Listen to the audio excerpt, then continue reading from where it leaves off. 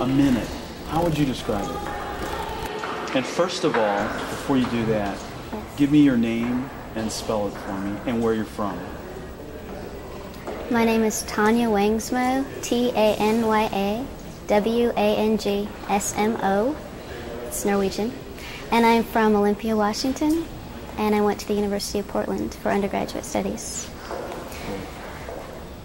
And if I could sum up the ACE program, I would say it's a program of very dedicated and enthusiastic people that are desiring to be teachers of all kinds of students, especially students that really, really need us, either because of their socioeconomic background or because of their learning. It's a program that develops your spiritual side, your academic side, your innovative side, and it's a way to get people to love teaching and love children.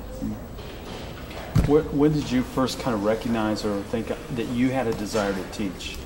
Okay, this is a good story, because I never, ever wanted to be a teacher until after my junior year of college. I was an accounting major, and I hated it. I thought it was so tedious and boring, etc. And I was asking people what I could do within 1 year to change my major and get a degree. And my mom came to visit me in February, I believe, during my junior year, and I was upset, and I had no idea what to do. And she said, "What about teaching? Have you ever thought of education?" I was like, "No, but wouldn't that be wonderful?" And I don't know why, but I just decided I wanted to do that, and I ended up getting my undergraduate, actually, in education within 2 more years, so I had to go the extra year.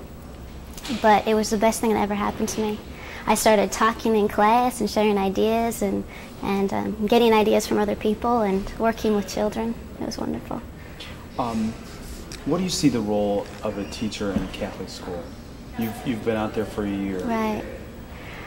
I see my role mostly as educating for character and talking about the virtues and why we are who we are and why we need to accept other people of various backgrounds and various beliefs. Fred, you have a phone? What have you found as you began to do this in the school we're in South Carolina? Mm-hmm. Did you find how did that thought or that experience, how was that strengthened? Can you give us an example of when your actual teaching experience that confirmed you in that conviction? It's a hard question. And talk to me. Right. Oh, see, I'm at a loss for words already.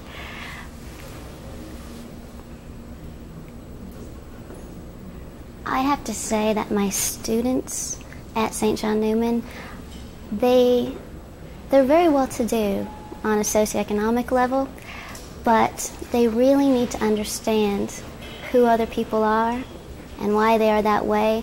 And basically in any subject matter throughout the day, you can incorporate religion, you can incorporate Christian faith and introduce it in language arts and in science, and it's a wonderful way to be able to teach by constantly comparing ourselves to Jesus and following his path. I don't know if that answers your question. It does. Okay. Tanya, how prepared do you feel to bring the religious dimension into your classroom? Well, I was very nervous at And first. you need to Oh, sorry. look to me so it's the same each time. I was very nervous at first in teaching religion in my class because I never went to parochial school before I went to the University of Portland. And I feel that I have a very strong faith and very strong beliefs, but I didn't really know the Bible per se. And what was really interesting is my students taught me a lot about religion. I have about 50% Protestant students, and they brought in all these ideas from the Bible and concrete ideas, and then from there we could work on discussing how to implement it in our lives. And it was a really wonderful experience tying from their different backgrounds. And now I feel very comfortable doing that. Do you find your students, do you have any stories about how they changed in their behavior while you were with them? Too many stories, I think. I guess I have one student. I'm probably not supposed to say names. I don't know. First thing, you can make it. Okay, Jessie. She came into my class, a very intelligent girl and very willing to help in class and a very caring person. But she always did what I asked her to do and never really became creative. And at the end of the year, because of journal writing and writing stories, she was my most enthusiastic student in the writing process. She published a lot of material, and she even asked her mom at home to give her journal entries every day to improve her writing. I guess that would be one example. What's been your biggest challenge in this experience? My greatest challenge in teaching would be learning how and knowing how to motivate students of various learning strategies and various learning abilities. It's very difficult when you enter a classroom and you have some students on a very high level in academics and some on a very low level. And able to reach all those students, reach the ones at the bottom, reach the ones at the middle, reach the ones at the top, and bring them forward in their learning. That would be the most challenging.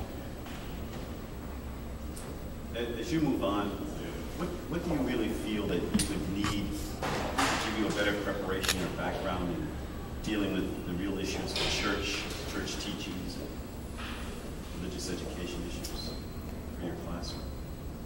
For my classroom. Could you repeat that question, please? Do you teach religion? Yes, I do. Okay.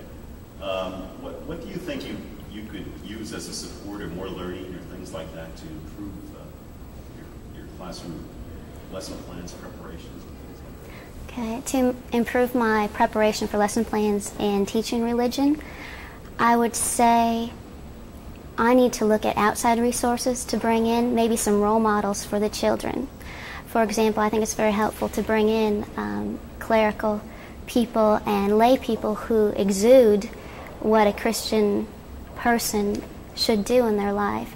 And I think that makes it very applicable to them, and so the students can see what I can do to become a really good person. Do you think you'll stay in teaching? Definitely. I love it. What do you think you'll have to contribute to the students overall?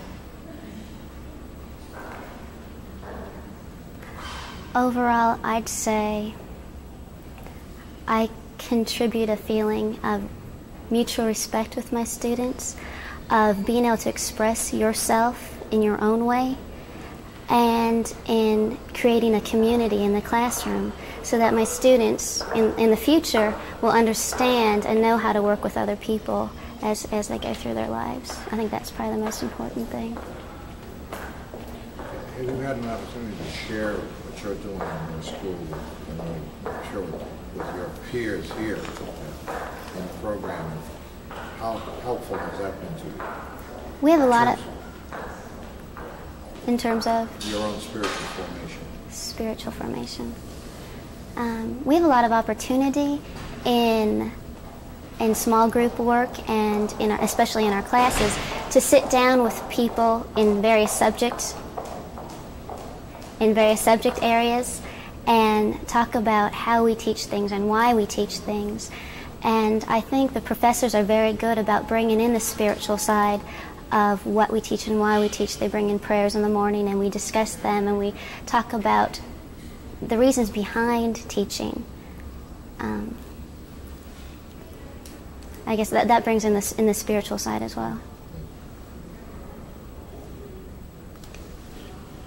Okay, anything else, John? Thank you so much. Big aircraft carrier in Corpus. That's in mothballs there, the museum. Okay. David, give us your name and where you're from and where you graduated from and where you're going in the ACE program. My name is David Sullivan. Can you hear that? Yeah. David Sullivan, DavidSullivan. I'm from Watsonville, California, and I graduated from Notre Dame 3 months ago with a PLS degree, and I'm now going into the ACE program to be teaching middle school kids from 6th to 8th grade in Corpus Christi, Texas. What, and when you respond, just look at me, don't look at the camera. Why do you want to get into teaching? What's the motivation there?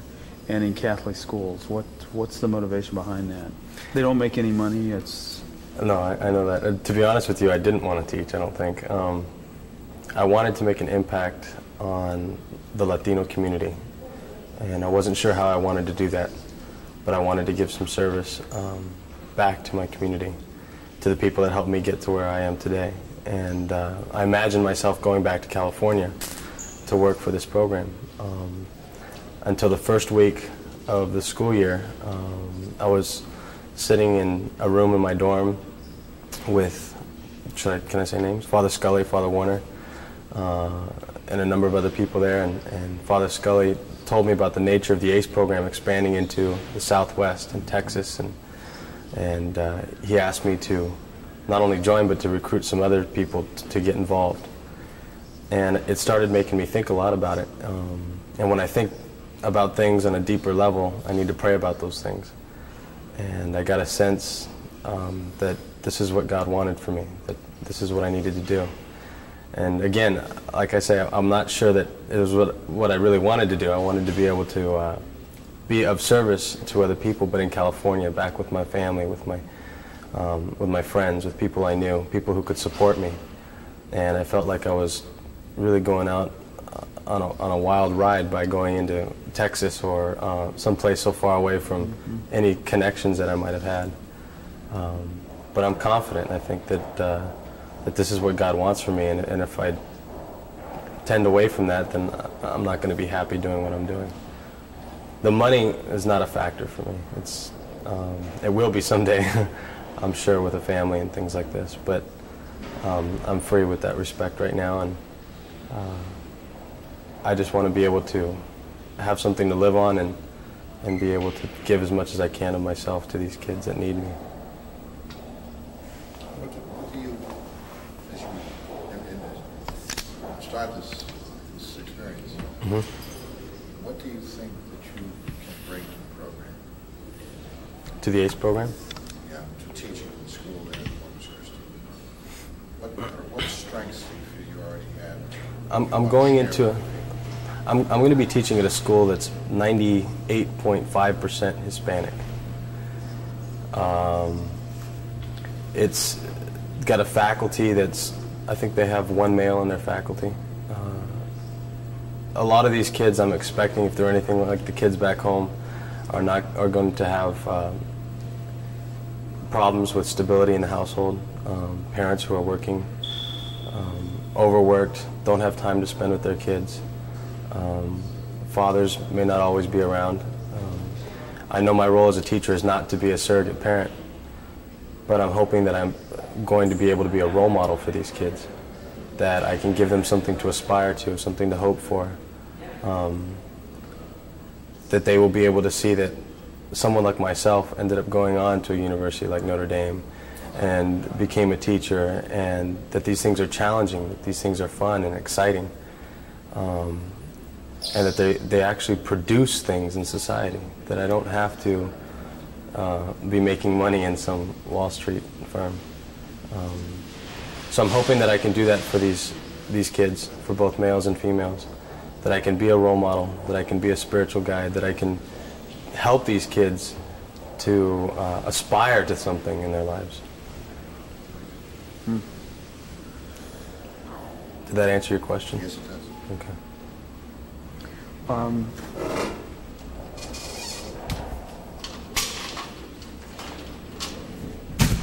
What do you think would be the biggest challenge to your experience that you're about to embark on?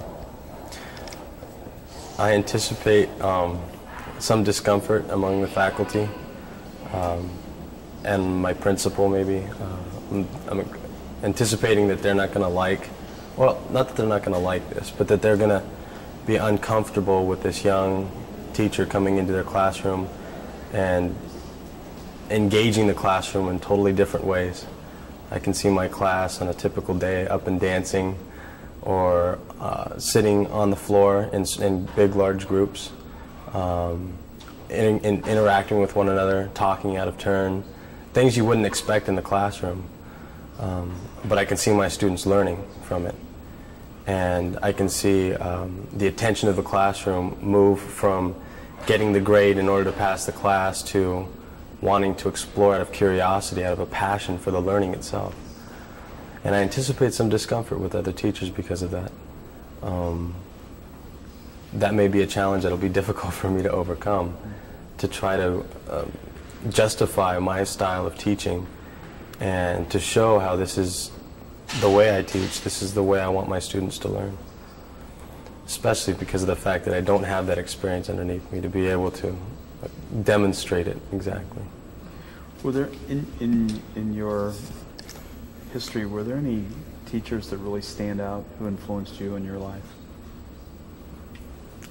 I had a teacher in my 10th grade public school classroom, U.S. history. His name was Mas Hashimoto. Mr. Hashimoto was a 56-year-old man or so, and he had been interned during World War II and in the training camps. Mr. Hashimoto had a big impact on my life. He wrote my recommendation letter for Notre Dame. He's been in and out of my life and personal things that have happened. But Mr. Hashimoto taught in a very innovative sort of way. When he lectured, he did so with passion. It was a stage performance. When he counseled kids, he was very, very respectful of their humanity. He didn't belittle them or talk down to them or point them in the ways they should go. He would coach them and walk them through things and help them to make their own decisions. And he did that for me too. And the best part about Mr. Hashimoto is that he had no qualms about sharing his personal life with his students. That showed his respect for us. That showed that he respected our humanity. And that we weren't kids who couldn't understand this man's life. You'd like to bring some of that to what you do. Definitely. So really, even though you thought initially you didn't like teaching, somehow this teacher's influence on you is working. Yes, yes, I think it is. That's fair to say. In terms of teaching in Catholic school, do you have any concerns about your own formation and what is expected of you in that setting? I'm sorry, would you repeat your question? Do you have any concerns about, say, fulfilling the role of a teacher in a Catholic school in view of your own formation? Do you, along with what your primary motivation for teaching, which you just described so well for us, what, in terms of your own training and formation in a Catholic school representing Catholic teaching, do you have some concerns and needs that you feel you want to improve better? I'm concerned about teachers. I'm speaking from my experience as a student going through school I went through Catholic education for 11 years, from the age of 3 to my 8th grade year. Had a profound impact on me, some for good and some for bad. And I'm thinking of those circumstances where there may have been bad situations in the classroom, on the field, in the dining hall. And I think the majority of those situations involved teachers who were burned out, underpaid. The focus in their teaching, I think, sort of detracted from them or was removed from them, and teaching became a way of making a living rather than a way of making an impact, of producing change. And I'm concerned that this is not particularly maybe happening to my school, but happening to Catholic schools in general, that teachers are burning out, that teaching for them is becoming a way of making a living, not so much that they're losing the impact, that freshness, that inspiration to produce some change in this kid's heart. You see that as a challenge for yourself? Oh, definitely, definitely. Do you have a question? What do you really think would help these teachers get renewed? Don't answer him. Right. Look at me. I'll stand. What would help them renew?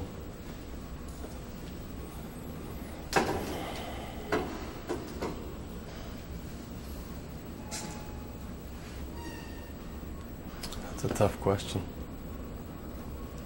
What do you see they need to get the spark back again? I think they need to come observe me in the classroom. I think they need to see younger people like myself in the classroom in order to get that inspiration, that renewal again. I don't mean to be egotistical or overconfident or anything like that, but I think the teaching that I'm going to bring to this classroom is very different, and it's very new, and it's revolutionary, really. And I'm learning from some of the best teachers through this program how to do that, and how to become, rather than the sage on stage, the master in the classroom, the one imparting knowledge onto the students, rather than being that kind of a teacher, to be a teacher who is focused on the learner and what those needs of the learner are and what kind of systems they've already developed that help them to continue not only learning but also developing. It's going to be very difficult to help influence my colleagues who I anticipate may be a little burned out with that. Let me ask you this way. How do you think you teach as Jesus taught, different from how they do? How do you think you teach as Jesus taught?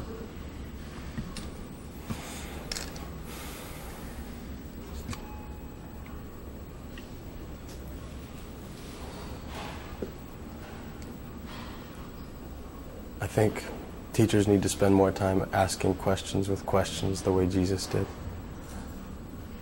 And that's what I mean when I say that teachers view their roles as the sage on stage, that they're trying to impart knowledge on their students. Jesus could have done that numerous times, but he knew his learners, and he knew that they needed to develop intellectually and spiritually. So he asked questions so many times to these people when they would come and ask him questions. I think teachers need to spend more time asking questions than giving answers. Have you seen yourself change any kids' lives? It's early to tell. I think a lot of teachers don't realize the change that they can do in people's lives. And it doesn't happen until years later. I don't think Mr. Hashimoto knows what he did for me in my life. But that's the awesome thing about being a teacher, is that you never get to see those rewards that become of your role. I've seen minor behavior changes and things like that, but you never realize the impact that you have on a student, I think, until years later. That's why they say working for the church doesn't pay much, but the retirement plan is out of this world. That's good. All right. Thank you. Thanks, Tim. Careful here. Okay. Always look at me. When Fred asks you a question, don't look at him. Okay. It Just just look at scare you to death, so only look at him. No. Great. No. He's the handsome But then I'll be back. Fred, no. Well, because we want it consistent that you would look at in one place, okay? Okay. Tell us where you're from, spell your name, Okay. and where you're going. in Okay. the AIDS program, okay? And what you're going to teach. What grade you're going to teach? Right. Okay. Right now. Okay. I'm Clara Finneran, and my name is spelled C-L-A-R-A. Finneran, F-I-N-N-E-R-A-N. I'm from Fremont, California, and I'm going to Shreveport, Louisiana. And do you know what you're teaching? Yes, I'm teaching Spanish and religion, mostly to freshmen in high school. Great. Why would you want to consider even going into teaching? I think that For me, my involvement in social justice issues here during my time at Notre Dame certainly interested me in teaching and sharing those experiences amongst others that I had here with young people. I tried to make some difficult decisions this past semester about whether or not I wanted to immerse myself in some social justice concerns. I had a few options. I was considering going to Chile or going to Mexico, and felt that the next right step would be teaching, in the sense that my experiences have brought me to this point where I'd like to share who I am and what I've learned and what I've experienced with the students that I will have. So that would probably be my primary reason. Any experience that you had in your going through grade school, high school, college, where a teacher made a tremendous impact on your life? I probably have had several, and probably the greatest impact was made by a professor that I had here, who I shared with not only in the classroom but outside of the classroom in extracurricular activities. He really challenged me and our class to think of education in a different light, to think of education as student-centered instead of teacher-centered, and really helped us to guide the class in terms of where we wanted it to go. And not only that part of his philosophy, but also his genuine concern for us and his compassion for us as people, as developing, growing people who he hoped would make an impact in the world. How do you perceive your role as a teacher in Catholic education? It's a difficult question. I think that primarily I'm called to share who I am, and I would say that a major part of that is sharing my faith life and my faith development and all that is involved in that. Part of that involves my my spiritual growth from a young age up until now. And I suppose that's kind of the center of what's calling me to be a teacher and what I'd like to be for my students. And I think everything else emanates from that center. My desire to be a role model, my desire to impart knowledge and to share my love of learning, all resonates, I think, from that center of faith and of God and Christ at the center of who I am and what I hope that my life will be. Have you had any experience working with young people in an educational setting in your undergraduate work? I did, yeah. I went to Florida for a summer and for several spring breaks and spent some time in a southern Florida migrant community where I spent some time working with a variety of people, including students. I had several very powerful experiences there in terms of English as a second language, also students who were very behind, but also students who were very bright. And those experiences, along with others that I had in high school, I worked with some students who were disabled. I also worked in a children's hospital in more of a playful educational setting.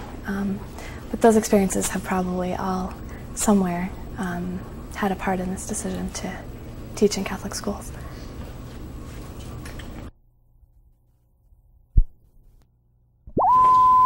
What I was going to pick up on was you had mentioned earlier about what you went for a career decision-making experience here at Notre Dame.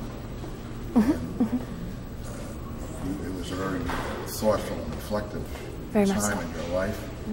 And you mentioned earlier also that the importance of faith development and communicating that and what you do as a teacher in a Catholic school.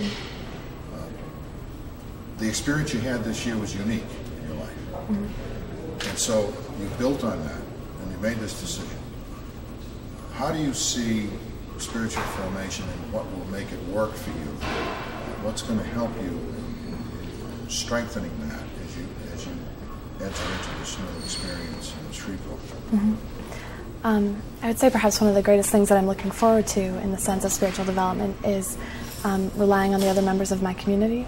And I'm living with 4 other people, and those 4 people, I hope, with their faith lives, which are certainly different than mine, will help me in my growth. But beyond that, I would hope that spiritual guidance would come from people that I work with, and also people in the Shreveport community, including lay spiritual advisors, priests, nuns, and other religious. Because I think that it would be terrifying to have that stagnate, especially as a teacher in a Catholic school. And I think we all have our own pace and our own direction, and in the sense of that spirituality.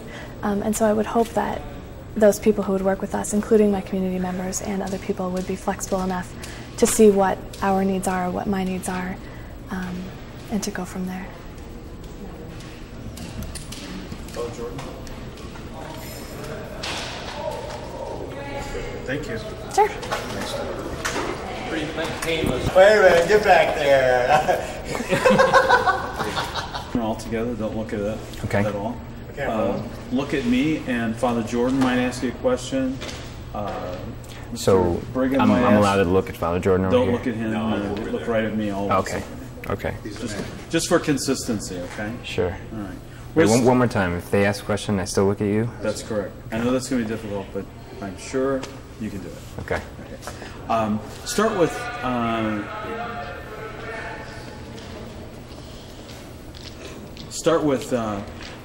your name. Spell it for us. Where you're from. What that you're first year for ACE, and where you're going to go, and what you're going to teach. Okay. Would you prefer ACE 3 or first? Say ACE 3, since that's the. Okay. Be consistent. Go ahead. Okay, my name is Eric Goldschmidt, ErikGoldschmidt. I'm from Scarborough, New York, SCARBOROUGH,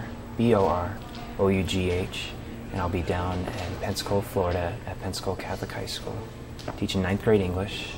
I'll be running the music for the liturgy program there as well. And you're an ACE. ACE 3. Okay, very good. Being an ACE 3, this is your first experience to go out, the first year to go out. And why did you want to get into teaching in the Catholic school environment? What motivated you to get in there? It doesn't pay a lot of money. What was the motivation behind wanting to get involved and be a teacher? Well, one is my love for the church, another is my love for English. And if I could stop for a second, if you could kind of repeat my question a little bit into your answer, okay? All right. Why did you want to get involved in teaching? I decided to get involved in teaching because of my love for English and religion, mostly, and I feel that in the youth, they really start asking the questions around 9th, 10th grade that are the beginning of faith life, and to become involved in that really fuels my own faith life. And was there a teacher in your life that made a great influence on you and your? Right, my religion teacher my sophomore year, we started doing journal work, and he started raising questions that I'd never raised before, and began to realize that there were a greater dimension to my life and to who I am than what I had thought of growing up to that point. So, and seeing his passion and his love for religion and for the church, I began to really consider a lot of the issues that were out there, and to take a different look at church and at religion. Father Jordan, you have a question? Tell me about your love for the church.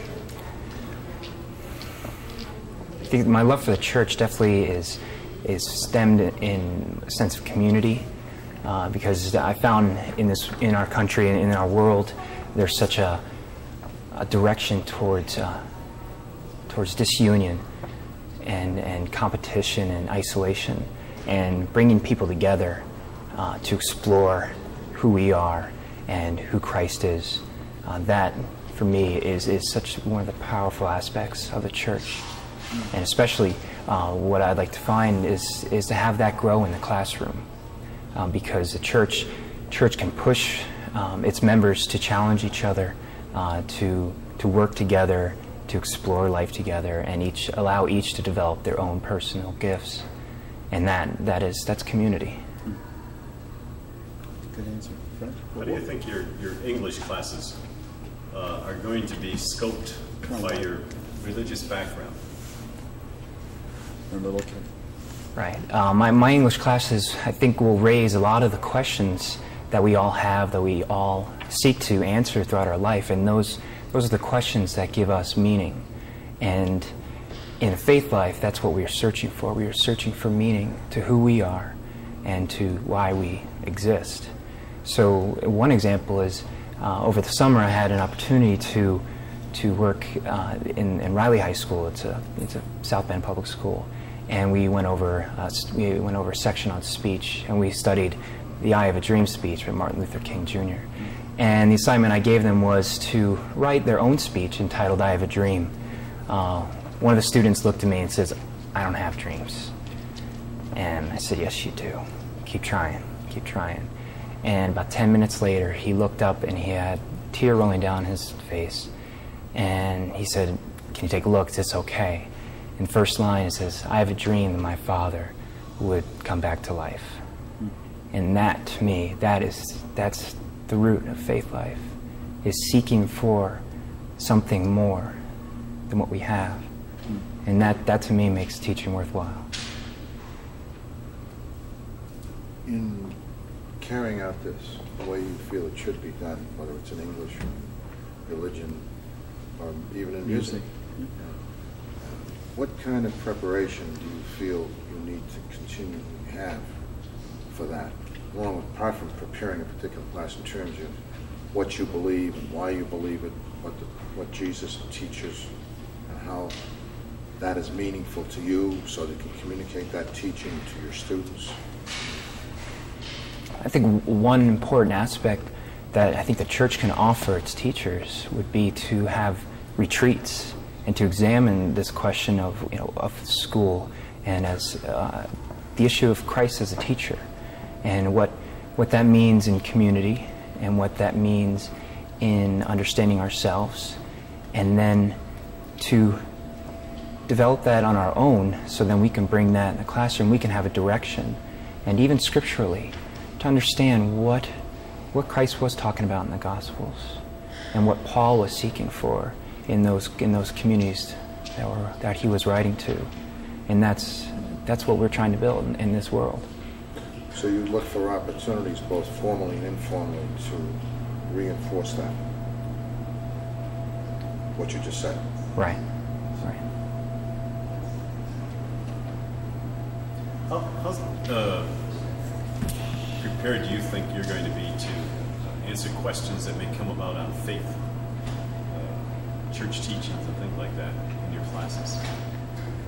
I would like to have a lot more theological background going into the Catholic setting. However, my own preparation in my Catholic education and my own exploration in my faith life, I feel very competent in answering a lot of the questions, or at least I know the directions to which students should go to understand more. So I don't claim to have all the answers. However, I know a lot of the resources, and I know a lot of the people to go to and to ask for wisdom. If you were to pick some courses in training and things like that, what area would you think you'd probably put your interest in that you felt need to become stronger?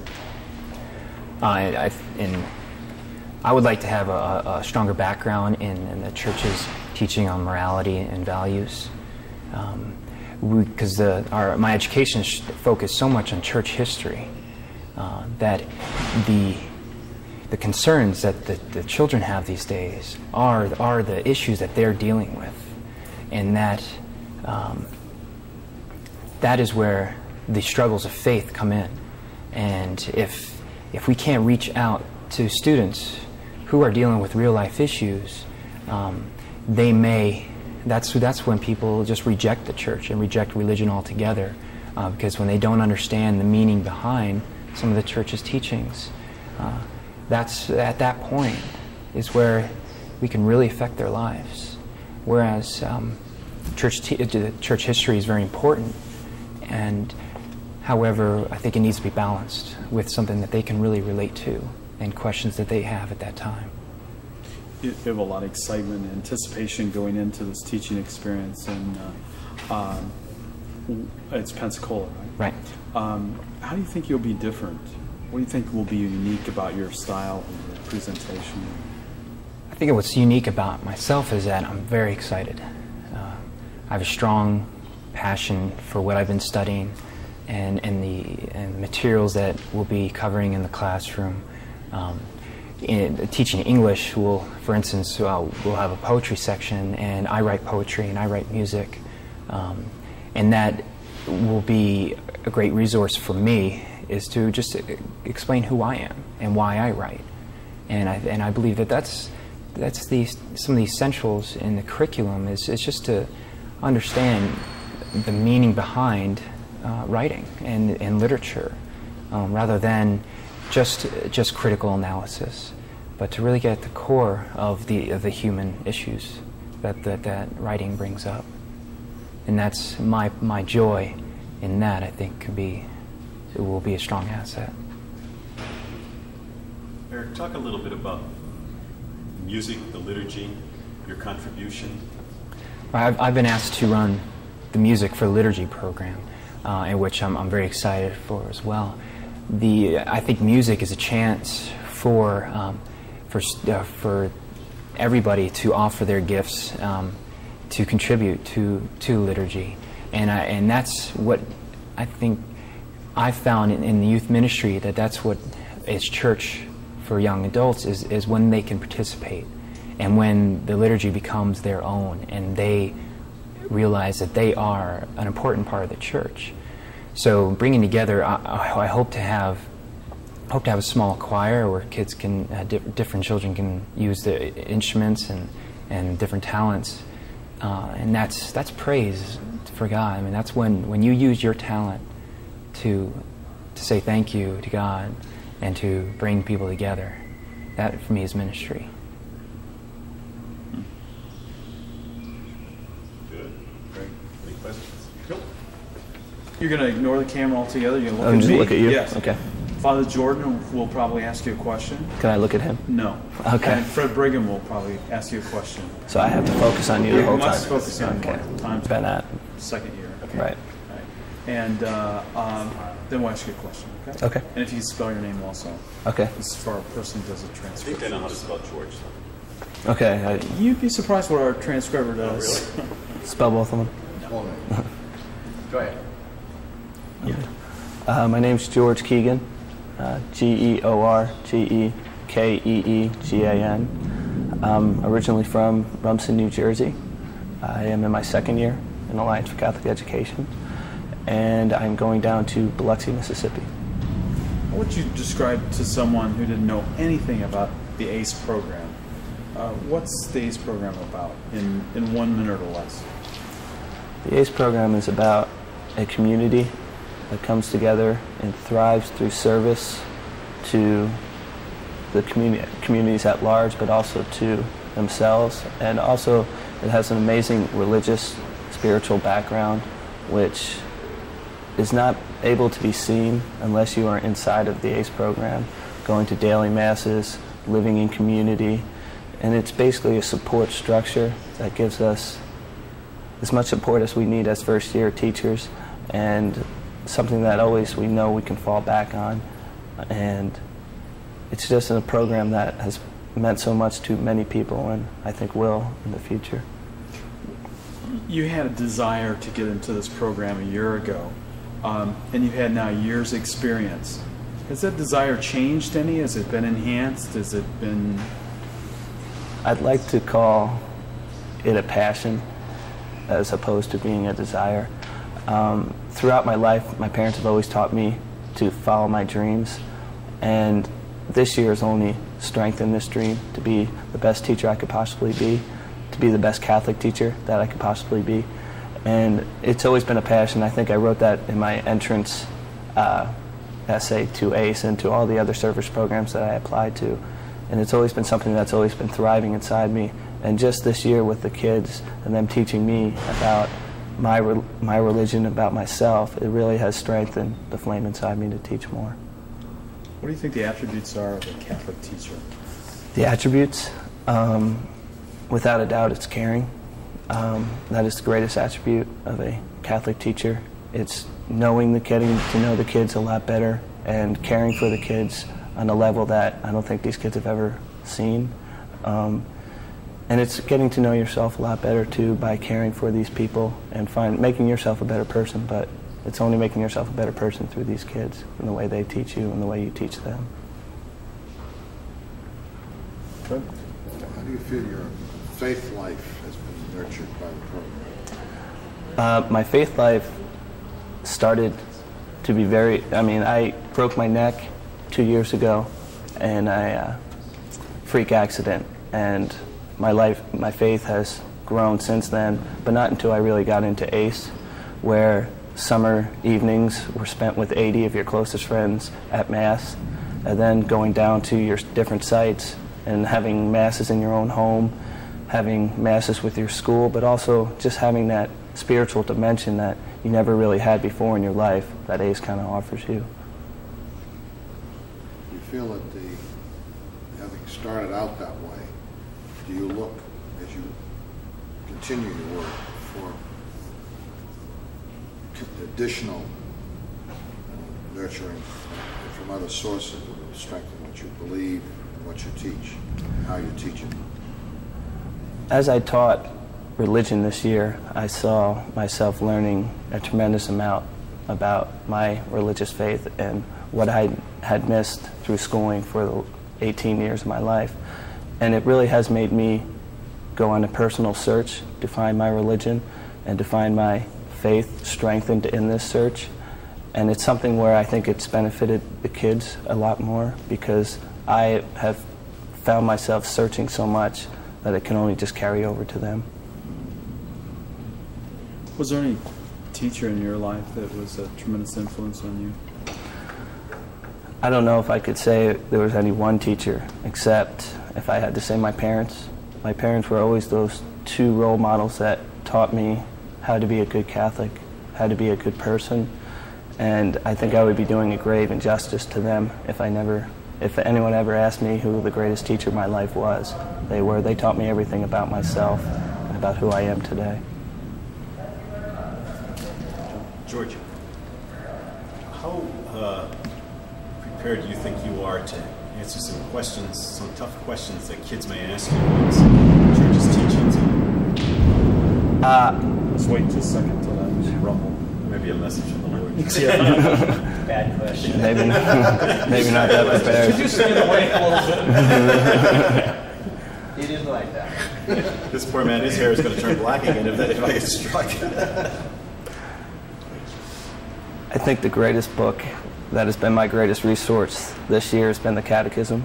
I have spent many hours at night reading over the Catechism to be prepared for those questions, and you're never really prepared for the questions that they think of.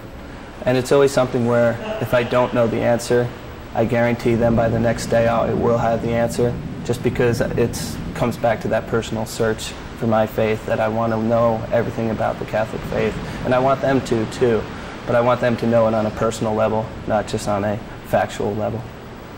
So I kind of used skits and different role playing to have them learn it into their lives instead of just learning it from a notebook. How do you really feel a Catholic school teacher should be involved in the school? I think the first way a Catholic...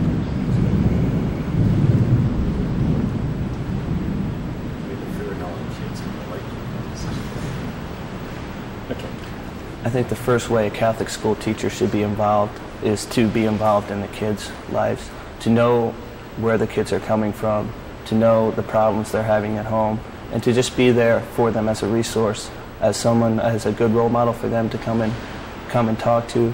And then on another level, be there for the parents and for the community as a whole to come and just to relate with the school. I think that's one of the biggest problems right now with schooling, is that we need parents' involvement in the school, and we need it through the teachers and the parents together, working together. And as a Catholic teacher, you can bring these parents in on a better level than I think at a public school, because you're more open to hear their suggestions, and I think you care a little bit more about their kids. How do you feel working with other Catholic school teachers? How do you all relate together? Do you mean the community at large? The community in the school has been wonderful for me. It has taught me so many wonderful things. It has really made me the teacher that I am today. Each year we have a mass, just the teachers of the school, and we relate on a different level because of that mass, because we just work through so many things together, know the kids. A lot of us have lunch with the kids every day, and it just fosters the environment of caring, of friendship, and a better relationship with the kids. If you had an opportunity to take a course to improve your own understanding of the church, what do you think would be your choices? As a history major, I think that probably the foundations of Catholicism would probably be my most enjoyable course, because there's so much there and there's so much to be learned about it that not just a college level course could give you, and I'd love to survey something along those lines. How do you feel about teaching kids religion? I love it. I love teaching kids, and I love teaching religion, so teaching kids religion was something that came very natural to me. I really feel the kids need someone who is there for them to teach them religion, who thinks that they're the greatest things on the earth and that God thinks they're the greatest things on the earth. And having those two things combined has only made myself as a religion teacher a lot better. Some teachers lose their enthusiasm to teach, and why do you think that happens? Well, teaching is probably one of the hardest professions that I know of. I've seen my dad in lawyers, and I've seen my mom in the nursing profession, and going home every night, you just can't leave schoolwork behind. And to be a good teacher, you have to basically make teaching your life, 24 hours a day, 7 days a week. And I can see many teachers not really prepared for that sacrifice, that responsibility. And if you're not really prepared for it, you're going to get burned out pretty easily and pretty quickly.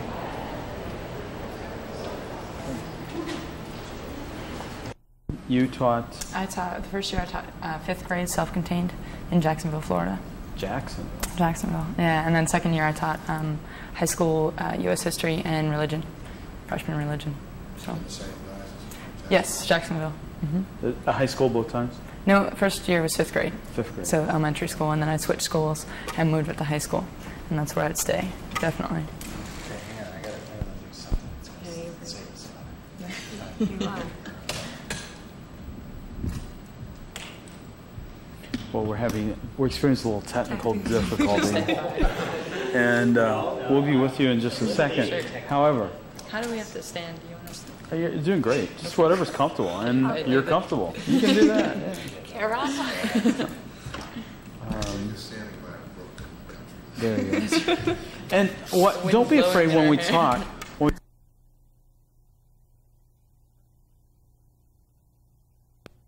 Yeah. We'll ask you some questions also. Ignore him, answer to me. Okay. And also John Jordan, Paul Jordan might ask you a question. Okay, before we start, let me get a mic level first. But you want us to focus more on you? Look Is at that- you. Look at you? Right. Okay. So that you're not talking to him and talking to him.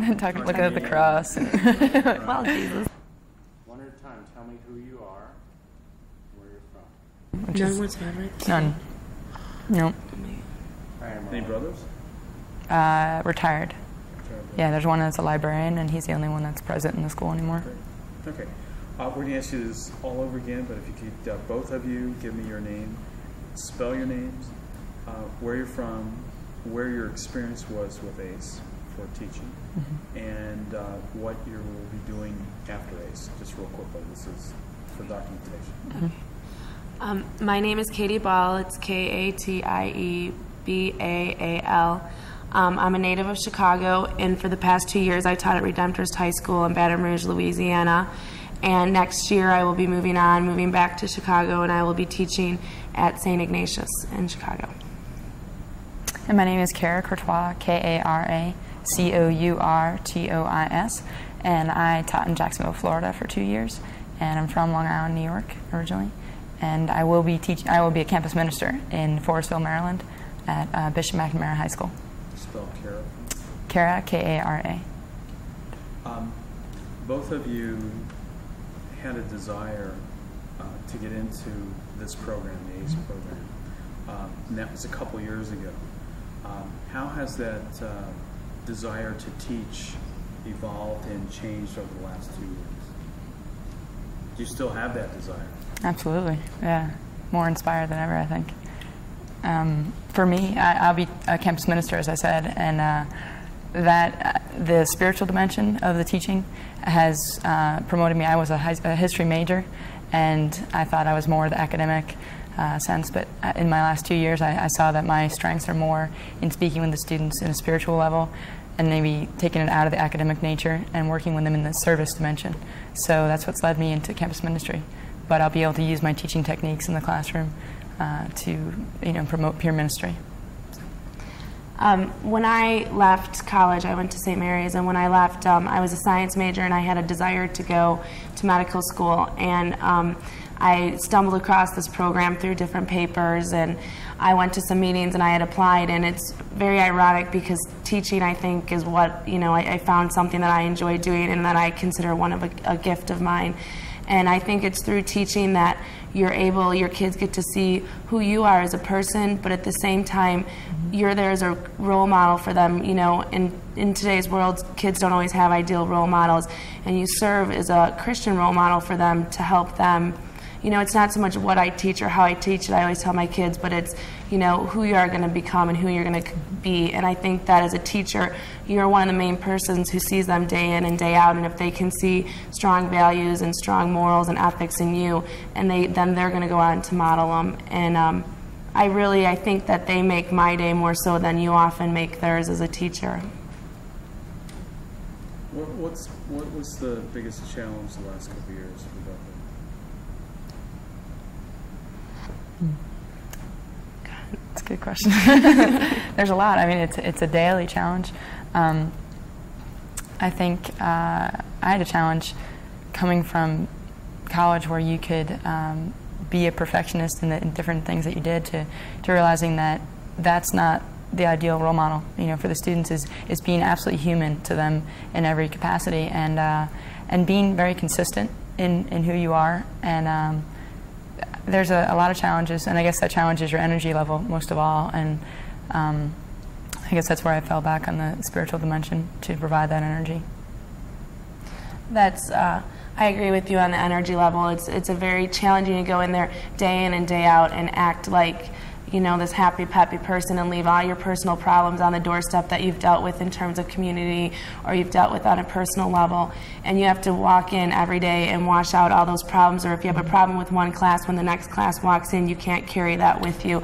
You have to become this person. And a lot of times I think you model Jesus and you act like Jesus is because you're carrying so many people's burden. A lot of times teaching high school, kids would come to me or to the other ACE teacher at my school because we were the younger teachers at the school, and sometimes kids looked to us because it was easier. They felt that we went through their problems recently and they understood that, and so that was a challenge because they felt like, gosh, these poor kids, all these things they're going through, and you want to try to help every single one of them and save every one of them, and you have to realize that they have to learn on their own and grow themselves, and you can only guide them. You can't make them instantaneously heal their problems.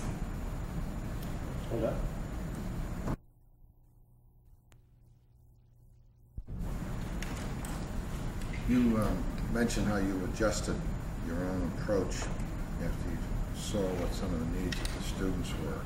And at the same time, did you find needs of your own that you needed to address as you dealt with these experiences? That's you. There's needs, I would say, of your own, is because when we first came down to our areas, we were looked, oh, here's the new ACE teachers, here they come in, because we were, the first ones that they saw down there.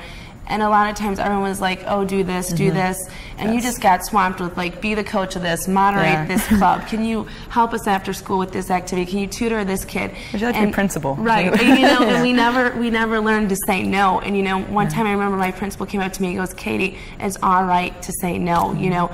They said, you have to have a life of your own. And I think one of the hardest things, not just for myself, but for my community members, and I think for a lot of people in ACE, was that we were 21 and 22-year-olds going down there to be teachers, but none of us felt that we were 21 and 22. We felt that we were 40, 50, we were dragging, and we were denying our other halves of ourselves. We were losing our youthfulness, but we were giving it only to in our classrooms. And so I think that what we did, and at least what I did a lot, was I relied on my faith and said to myself, look, go out, you're going to make it through this next day, even if you don't have the best lesson plan, it'll come to you on the way to school. And I think that we just needed time to still realize who we were, and that we weren't, just teachers. We were humans too. Yeah, we definitely learned it's who we are. It's not always what we teach. That's the best teachers is our actions more often than the things that we're writing on the board that day. In that context, how did you view the whole question of spiritual formation? How do you now view spiritual formation? Say adjusting your own lifestyle to your commitment as a teacher in a Catholic school.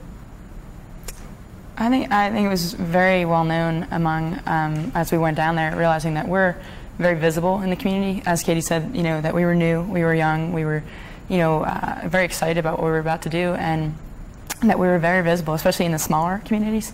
And that our actions as they were seen were to be role models. And had we what we were speaking about in class, our actions outside of class should follow with that. So if we see students outside of class, we should really go out of our way to be as Christian as possible. But that really, it wasn't, I don't think it was a real challenge. I mean, it was challenge, as Katie was saying, to be more of the adult taking on when we didn't have kids, and we were supposed to be the disciplinarian, and that was, I think, a real challenge to understand, and will help me becoming a parent, absolutely, in a Christian sense, how to discipline them in that way. And very interesting conversations with many parents.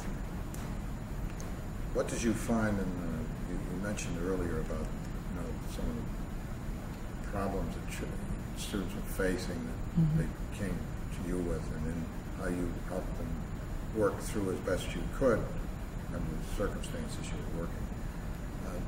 Did you find that any of the questions or situations they presented to you raised questions yourself about enhancing your own spiritual development and knowledge that makes that work?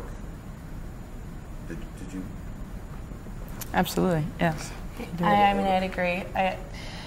Some of the problems that they'd come and confront you with, I think there were so many times you couldn't give them answers because there weren't answers to their problems.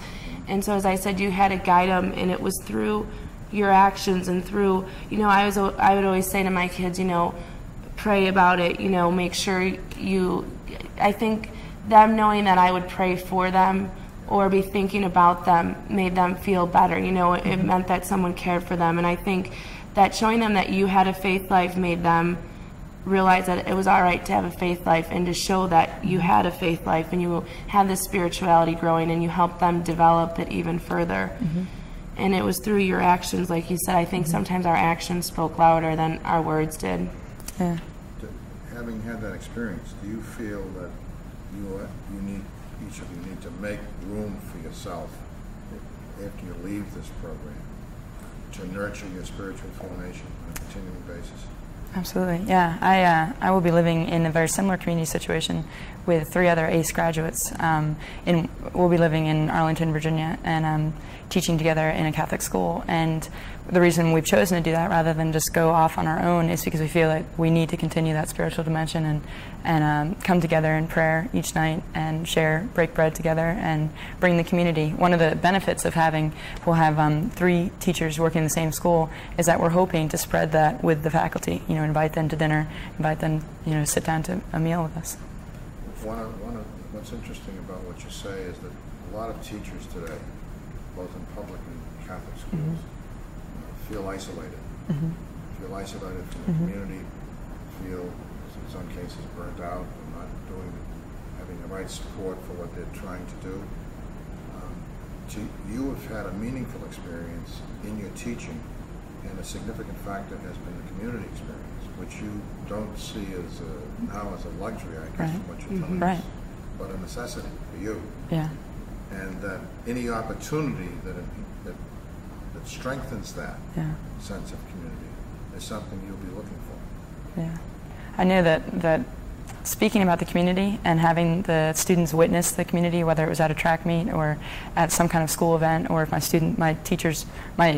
roommates could come in and visit, the students were in awe, really. How do you live in this community situation? You pray every night, you actually do this, you sit down to a meal, and they would question and probe, and that was the best experience that I had, because it was what I was living every day, and I had to be very honest with that, and it made me reevaluate and self-evaluate. It was wonderful. And I think at the same time, to add to yours, like when you would go to a sporting event, or if I was coaching a basketball game and my whole community would come to my game, my kids were always amazed at the fact that we were a group of 21, 22, 23-year-olds living together, functioning together like a family, and that we sat down every night together just like a family and ate dinner. And so I think it made them, look to us as role models. They saw that we had developed a spiritual side to us, and that we would go to, we all went to church together within the community, and so they'd see us at church together. And I think that's important, and for me, it's a struggle because I'm not going back to a community like Kara, and I'm moving back home. And I look to my family as my community, who I'm very close with, and I think we have our own spirituality, my family does, but it's different than living with a group of people who are all teachers together and who share that boundary, I guess you'd say. But I'm hoping by staying in the Catholic schools, I can still find that and allow my spirituality to grow even further within the school. Yeah, I think that was a real big part of our role. Just to extend upon that, with working with the faculty to do that. When you were working with, some of the older teachers in the schools that you had met, how did you find their spirit and their sense of commitment and dedication? They told me lighten up. Yeah. Lighten up. Yeah. There you go. Sure. I know, I had an experience of working in 2 different schools, and there was a lot of spirituality, but a lot of it was not shared among the faculty. And the way that I figured that out was getting to know teachers individually. And I was always wondering, well, why can't we come together as a community and really be a presence to these students? Because there is not, there wasn't a priest there's a priest in one school, but he wasn't able to be around because he was so busy in the community. And then there was a priest in the other school that was a president, and he was so busy trying to keep the school in order that he didn't have a time to be a presence in the school as he needed to be. And that was definitely, I felt that was lacking, and so we as lay people needed to bond together, and it was a cause for a lot of discussion in the faculty lounge. How would we do that? And that's one reason why I've chosen to become a campus minister next year. That's one of my big goals. Is the principal has asked me to step forward and bring together the faculty on retreats and liturgy and make them a cohesive team, following the mission of Christ, and then to minister to the students and bring us together as a school, and that'll be my mission in the next couple of years. What do you think we could really add to our Catholic school communities to get the teachers sharing faith and beginning to bond with one another and have this commonality amongst themselves?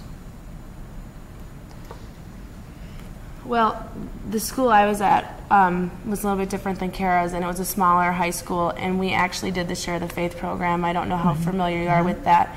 And we met, it was once a month, and it was for 2 years, and I came in at the end of the second year.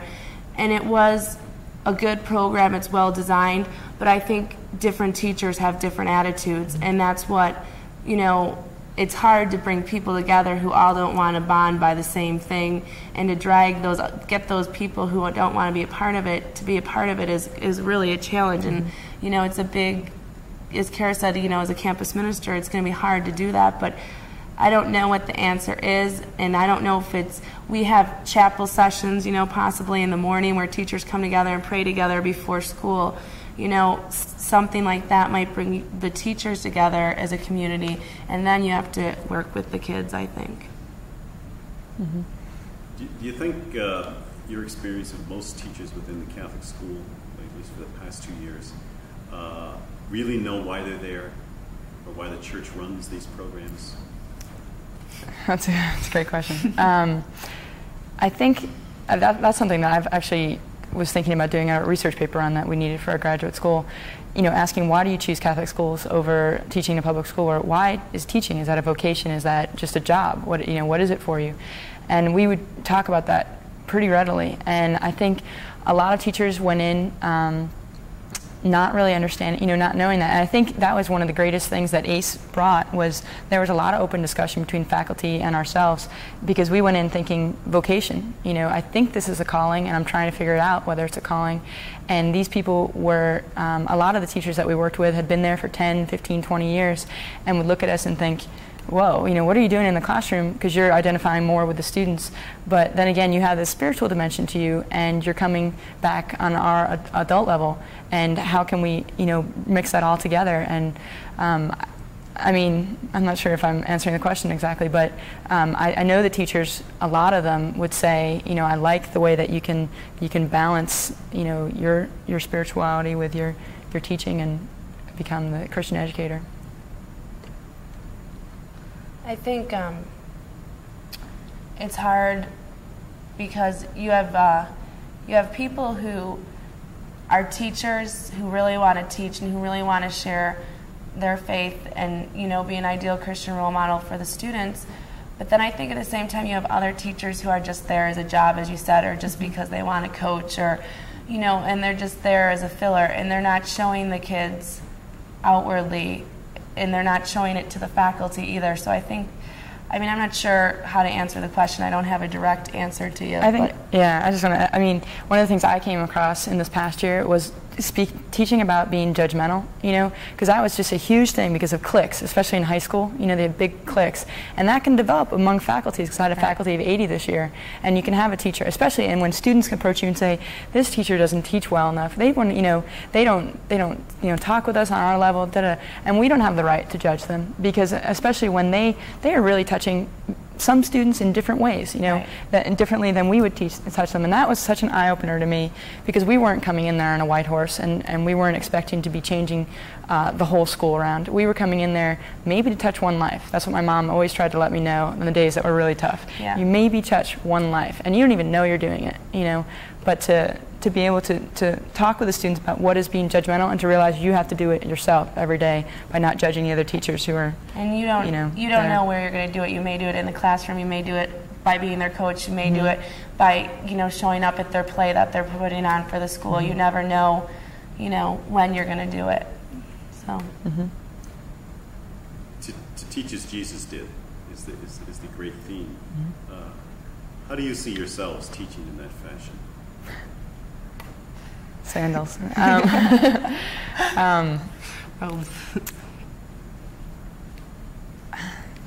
I guess caring most of all. Every time you can tell when you're telling a student or showing a student just by your body gesture. I was told when I was on a retreat with at the school where I'm going to be teaching next year, actually, that it was my body language that kind of set me apart from some of the other faculty who were there, because I was down on their level, and I was getting into it, and I didn't even realize I was doing this at all. And I guess I do that with my teaching as well.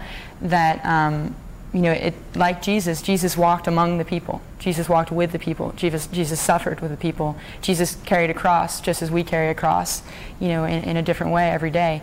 And showing that, taking those concrete examples from the Bible and showing that to the students throughout your life, you will bear these crosses. Throughout your life, you're going to suffer this way. Showing them that way, equating. I think that is, I thought that was kind of like my way that I taught like Jesus, was to walk with them, was to cry with them, was to to suffer with them. Not on the test, but yeah. I think the same thing. When I walk into my classroom, you know, a lot of people think, oh, this is your podium, you're on a stage, these are the chairs. My biggest thing I always said to my kids is this is our classroom, and where whatever you do, I do too, and we go through it together.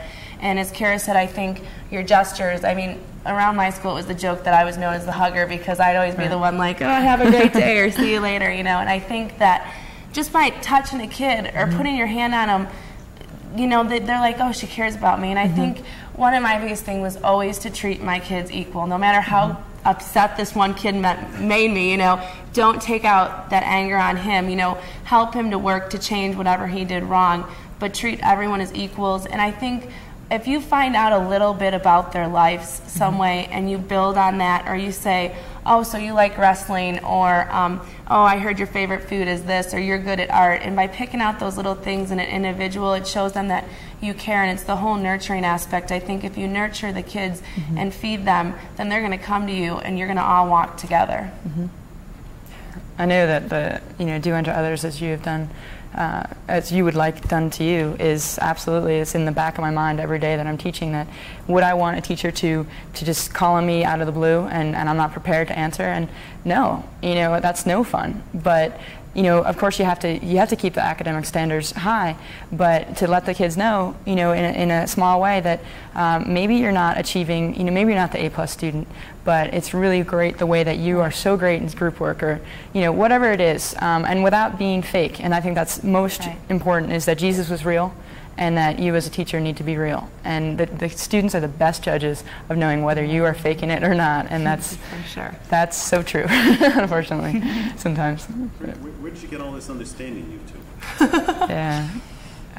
Where did this all come from? I think 2 years of experience. 2 years of experience and learn.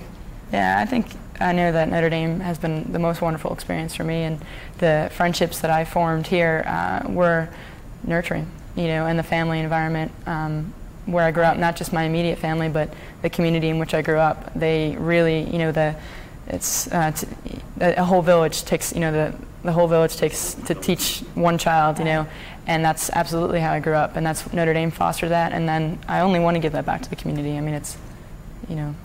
Definitely. I mean, I would say that I got a lot here, but at the same time, you get it from your community and from your family life, and it grew. And I think a lot of mine came from, I've gone through Catholic schools my whole life, and so I think that was part of the reason what drew me to become part of the ACE program, is because what I've gotten from my Catholic years experience, I could never give back, and the only way I could give back part of it is to be a teacher and share that with the kids that enter my classroom, or the kids who enter my school or come into my life on a daily basis. Good, you guys are great. Thank you. Thank you. Really. You're going to ignore the camera altogether. Okay. And look to me. Does it look all right if he's looking at me here? And both Fred and Father Jordan will probably ask you some questions too that you answer me. Okay, sounds good. First, just start by stating your name and where you're from. If you can spell your name for us also. And you're a second-year teacher in the ACE program, and where your experience has been so far. Great. My name is Kevin Bice. Kevin Bice, and then B-I-E-S-E. I teach in Charlotte, North Carolina. I'm going into my second year of teaching. Teach 7th and 8th graders, and I teach them both science and religion. What was your desire to get into teaching? Why were you attracted to this program? I've always admired my teachers a lot. Well, especially when I got to high school and began to see what drove them to teach, and they had a profound impact on me, and I kind of wanted to emulate them to some extent. It seemed like a lot of fun. I love kids. I love hanging out, and so I went into teaching to do something that I knew needed to be done and have some fun doing it.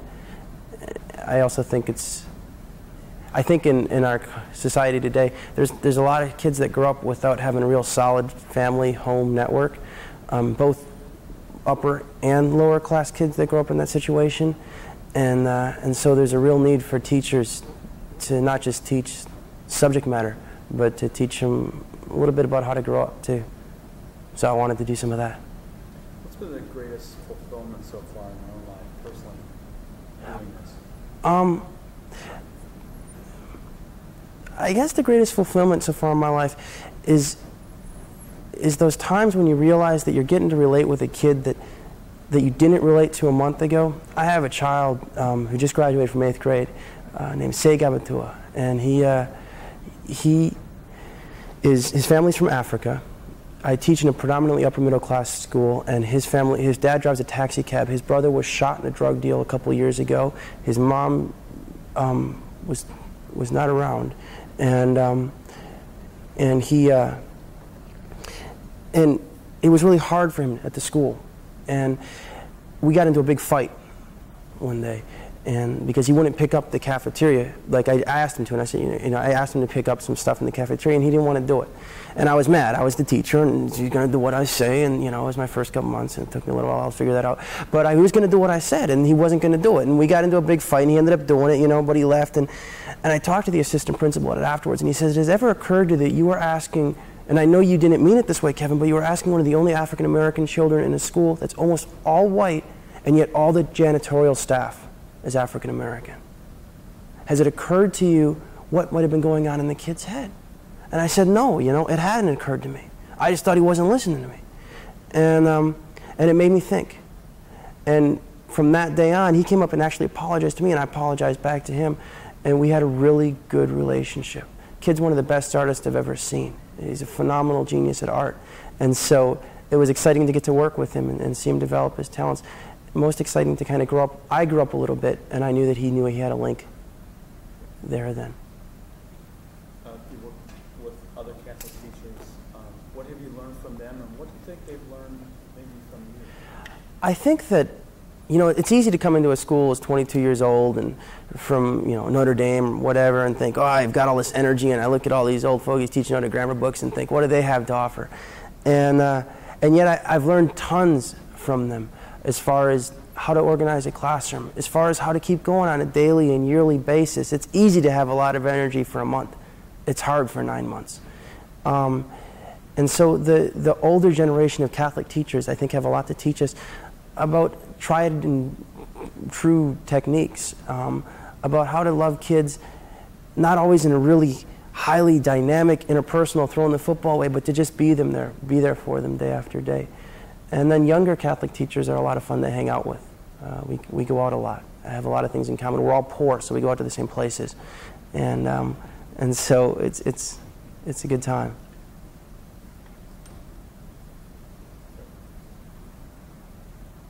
What was the most challenging experience you had, apart from the one that you just described, which was a good learning experience for you and as a student? What was the most challenging experience you had in the past year in terms of your role as a teacher in a Catholic school? The most challenging I'm sorry. The most challenging experience for me teaching in a Catholic school is dealing with all the stuff that happens in a kid's life outside of the classroom. You really care. I'm sure that most teachers really care. Otherwise, they probably wouldn't be in the profession. And so you want to make a difference in this kid's life. But a number of the kids come from situations that when they leave the classroom, you don't have any control about the home life they're going back to. And it's hard to know constantly that such and such is doing drugs on a daily basis. They're not getting them at school, they're not getting in trouble for it yet, but you know the path they're on. Or so-and-so's parents are not around very much, or maybe a detriment in their life instead of a positive influence. And that's really hard because to some extent you're powerless. You can relate with the child. You can show avenues to the children. I spent a lot of time with children after classes, kind of in a substitute counselor role. And you can help the child work through their situations, but you can't save them. You can only help give them tools and be a positive influence. And so one of the hardest things for me was to constantly be there for them and yet realize that I couldn't fix it.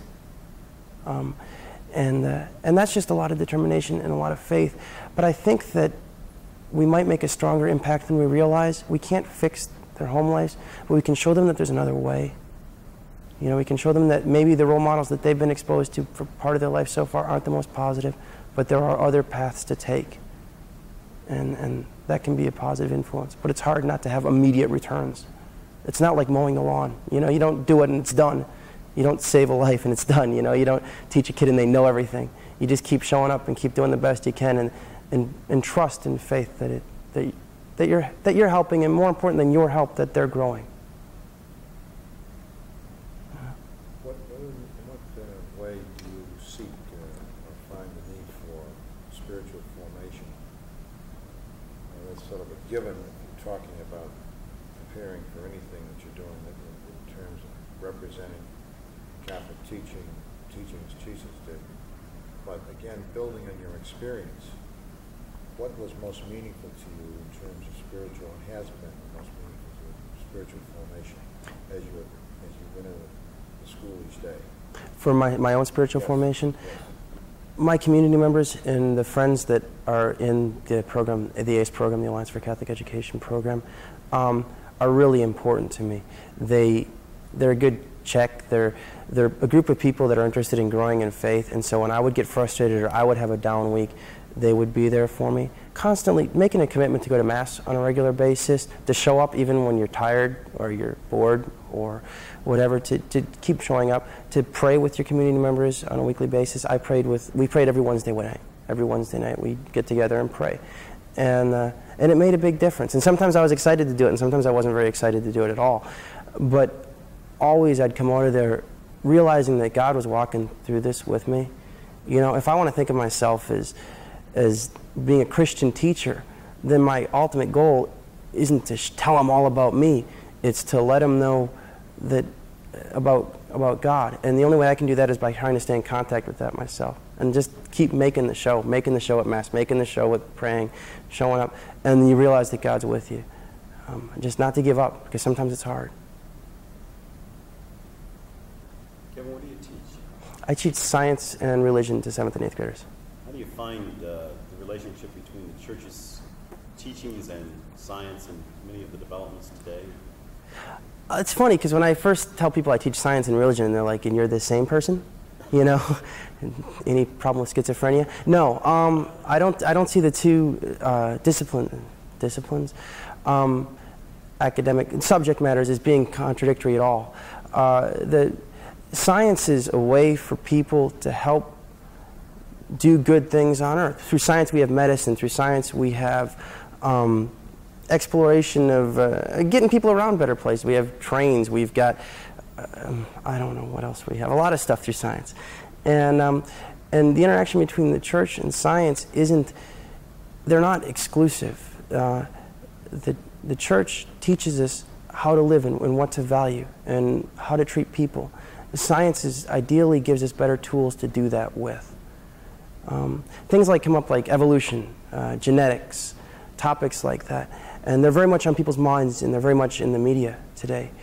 Those aren't necessarily contradictory either. We need scientists that have a strong moral, ethical, and hopefully faith background to tackle those issues. And so when the kids ask, you know, how can we believe this stuff in Genesis and also believe this stuff in our biology book? We talk about different ways to do that. Is God's day the same length as our day?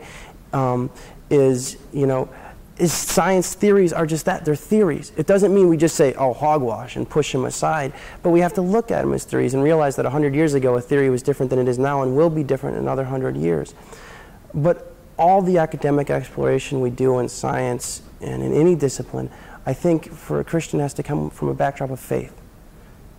Our faith might be constantly growing and developing, but we need to understand that God works through the world in a lot of ways. How do you relate some answers to the kids or help them develop some of the church's teachings and understandings on various tricky questions and tough questions about life? I'm sorry, can you give me an example? Somebody will say to you, well, what about this teaching on the church about genetic engineering or about euthanasia, things like that? I think that as a teacher, first of all, I feel obligated to read up on the church's stances on these things. You know, a lot of the questions and problems that come up in schools, like on euthanasia, on abortion, on, you know, why does the church believe this? It's our job as a teacher to have some idea why the church believes this. Because the kids also often ask in ignorance. They might know that the church says euthanasia is bad, but very few kids, and maybe very few practicing Christians, Catholics, know why the church argues that euthanasia is bad. So we talk about the reasons why. We grab the catechism. Our school has a catechism in every room, the edition that that the church came out with a couple years ago. And look it up, euthanasia. Okay, well, here's why they say that. And look, it stems from our same basic belief in the value of life, which is where the idea of not being in favor of abortion, being dead set against abortion comes from, because we believe life's important, which is also, by the way, where our opinions about birth control and not using artificial forms of birth control come from. So we talk about the reasons why. I think as a teacher, I teach 7th and 8th grade, as a teacher, the worst thing I can possibly do is say this is wrong simply because the church says it's wrong. Now, there's an element of faith that says I have to accept at some point the level of the teachings of the church, even if they all make sense to me. But that's particularly difficult to explain to inquiring 7th and 8th grade minds. They want to know why. So it's my job as a teacher to try and find out why, and to encourage them to find out why. It's okay for me to say, I don't know all the answer to these questions, but why don't you come in for 5 extra credit points tomorrow and explain the church's position on so-and-so and why the church's position is on that.